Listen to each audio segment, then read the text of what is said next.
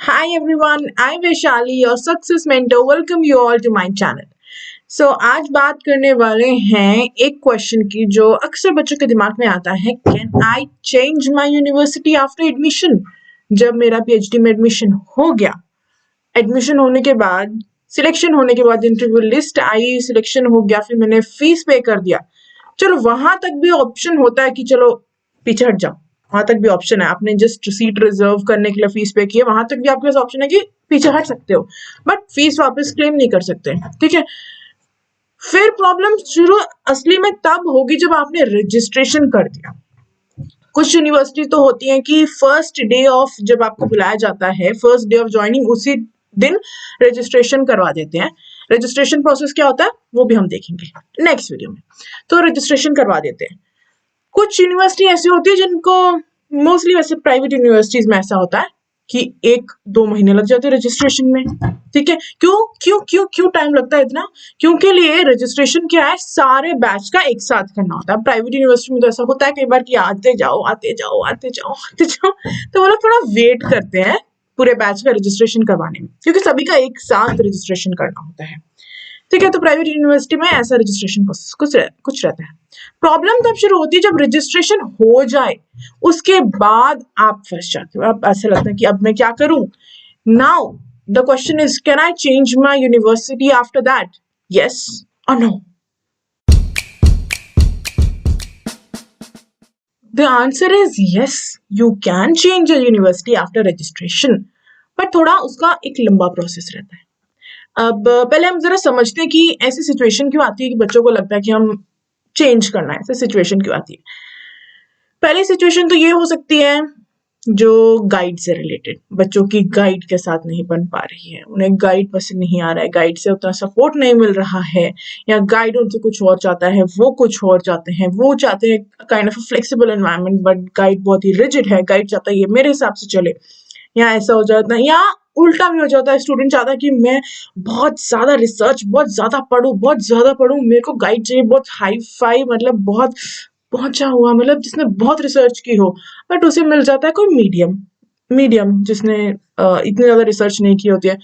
तब भी प्रॉब्लम है, क्योंकि कुछ रिसर्चर्स को चाहिए होते हैं कि हमें बहुत एडवांस लेवल पे रिसर्च करनी है, मतलब मैच नहीं कर पाता, कुछ भी हो सकता है, कुछ भी रीजन हो सकता है ऐसा, मतलब मैंने बहुत लोगों से सुना है। ठीक है, कि गाइड की वजह से उन्होंने चेंज किया, तो ऐसा एक रीजन आ जाता है। दूसरा रीजन आ जाता है कि सपोज अभी आप किसी प्राइवेट यूनिवर्सिटी में कर रहे हैं, या आप किसी स्टेट यूनिवर्सिटी में कर रहे हैं, उसके बाद आपको मिल जाता है किसी सेंट्रल यूनिवर्सिटी में एडमिशन, या मिल जाता है आपको आईआईटी आईएम में एडमिशन, तो भी चेंज करते हैं। मैंने तो ऐसे लोग भी देखे जो आईआईटी से भी फिर भी चेंज करते हैं कि उन्हें आईआईएम में जाना है, मतलब मैनेजमेंट में जैसे होगा उनका, तो अभी वो आईआईटी में कर रहे हैं, तो उन्हें जब आईआईएम में मिलता है तो आईआईटी से भी शिफ्ट होकर आईआईएम में जाने की वो करते हैं। ठीक है, मतलब बच्चे ऐसे ऐसे भी करते हैं कि दे वांट द बेस्ट, ऐसे भी करते हैं। एंड यूनिवर्सिटी की और भी फैसिलिटीज भी बच्चे देखते हैं कि यूनिवर्सिटी में क्या क्या फैसिलिटीज हैं, कौन कौन सी लाइब्रेरी का एक्सेस है, आपको पढ़ने के लिए वो इन्वायरमेंट मिल रहा है कि नहीं मिल रहा है, एंड आपको कितना एक्सपोजर मिल रहा है, ये सब चीजें होती है जो मैटर करती है। रीजंस की वजह से बच्चे डिसाइड करते हैं कि स्विच टू अनदर यूनिवर्सिटी। अब अगर आपको चेंज करना है तो उसके लिए ऐसा प्रोसेस रहता है, आपको एचओडी से बात करनी पड़ती है कि हाँ मुझे चेंज करना है, उसके बाद में वो चेंज क्यों करना है, एंड अगर तो गाइड अलॉट हो गया है तो ठीक है, गाइड अलॉट हो गया है तो फिर पूछा जाता है कि आपको क्या गाइड से प्रॉब्लम है या क्या है, मतलब ऐसे कोई रीजन तो आपसे मांगा जाता है। अब ऐसे नहीं कि जिस तरह से लेटर देके छोड़ के आ गए और ऐसा बोला कि बाय बाय अब नहीं मुझे आना, ऐसे नहीं है। ठीक है, आपको पूरा फॉर्मल प्रोसेस करना रहता है, क्योंकि आपका रजिस्ट्रेशन हो चुका है, यूजीसी के अंडर आप कर रहे हो, आपको दोबारा नेक्स्ट जगह पे भी तो लेना है ना। तो देखो एक ये रजिस्टर हो जाता है, पूरा एकदम सेंट्रल प्रोसेस चलता है कि ये जो है रिसर्चर, आप रिसर्चर बन जाते हो, स्टूडेंट नहीं हो कि एक जगह से टीसी लिया दूसरी जगह में ऐसे ले लूंगा, इतना आसान भी नहीं है। रजिस्टर कर देते कि ये सो एंड सो पर्सन जो है से रिसर्च कर रहा है इसमें, ठीक है, सेंट्रल जगह में ऐसा रजिस्टर हो जाता है। तो फिर ऐसे मतलब पूरा प्रोसेस रहता है, पूरा रिमोट रिपोर्ट सबमिट करना रहता है उन्हें कि ये पर्सन है यहाँ पे रिसर्च ड्रॉप कर दिए हैं ये रीजन की वजह से, तो आपसे वो सब रीजन पूछे जाते हैं, क्या रीजन है, वैलिड रीजन है तो यस ऑफ कोर्स आपकी हेल्प कर दी जाती है। अगर ऐसे ही कोई रीजन है तो यूनिवर्सिटी की तरफ से सपोर्ट ना मिले तो ऐसा भी सिचुएशन आ जाता है। ठीक है, तो आपको वो सब चीजें देखनी है, बट यस ऑफ कोर्स आप कर सकते हैं, ठीक है, चेंज कर सकते हैं। अब बात है कि अगर आप जेआरएफ है तो जेआरएफ को क्या है, पूरा फंड जो है यूजीसी की तरफ से आ रहा है, ठीक है। यूजीसी में रजिस्टर रहता है, यूजीसी को रिपोर्ट देते रहता है, गाइड की हाँ रिसर्चर का क्या प्रोग्रेस चल रहा है, इस तरीके से चलता है जेआरएफ वालों का। तो अब जेआरएफ वाले क्या चेंज कर सकते हैं? कर सकते हैं तो कितनी बार कर सकते हैं? आप लोग जेआरएफ जो है सिर्फ लाइफ टाइम में सिर्फ एक बार ट्रांसफर कर सकते हैं। ये सुन लीजिए, जेआरएफ वाले पूरी लाइफ टाइम में सिर्फ एक बार अपना रिसर्च जो है ट्रांसफर कर सकते हो। एक यूनिवर्सिटी से दूसरी यूनिवर्सिटी आप शिफ्ट हो सकते हो, आपका जेआरएफ जो है कंटिन्यू रहेगा। बट जो बिना नेट के हैं, कुछ स्कॉलरशिप नहीं ले रहे हैं, वो प्राइवेट कर रहे हैं अपनी मर्जी से, वो कितनी बार भी करते रहो, ठीक है, करते रहो, कोई बात नहीं, ठीक है। एंड प्राइवेट यूनिवर्सिटी में तो ऑब्वियसली बहुत ही आसानी से हो जाता है, सेंट्रल यूनिवर्सिटी में थोड़ा ऐसा प्रोसीजर रहता है।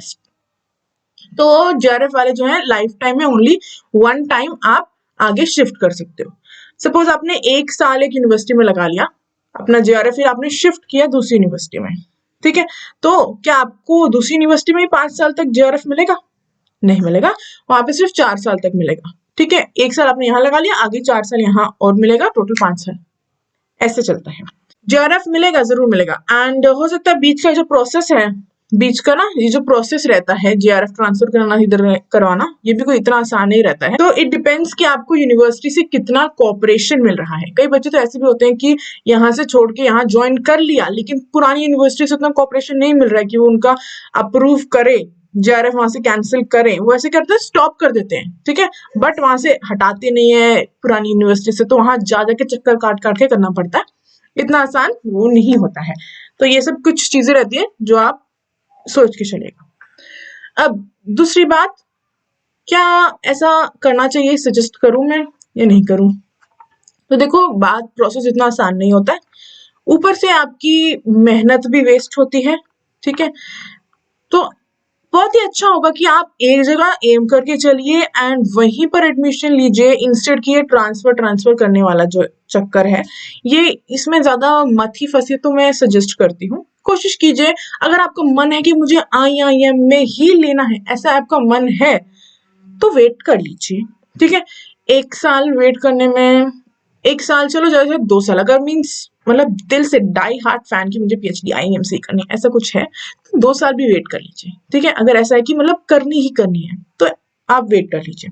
अगर ऐसा नहीं है कि चलो सेंट्रल यूनिवर्सिटी भी चल जाएगा या स्टेट यूनिवर्सिटी भी चल जाएगा, मुझे PhD मिल जाए, बट स्टेट सेंट्रल इससे किसी से भी, ऐसा वो आपको देखने की आपकी कैपेबिलिटी क्या है, आपको कितने चांस लगते हैं, ठीक है। वेट कर लीजिए, इंस्टेड की पहले मैं एडमिशन ले लूँ फिर वहां ट्रांसफर कर लूंगी, इतना आसान नहीं होने वाला है आपका, मतलब वो एक टाइम भी वेस्ट होने वाला है। उतनी देर में आप UGC नेट की प्रिपरेशन कर सकते हैं, ठीक है। इस तरीके से आप कुछ मैनेज कर सकते हैं।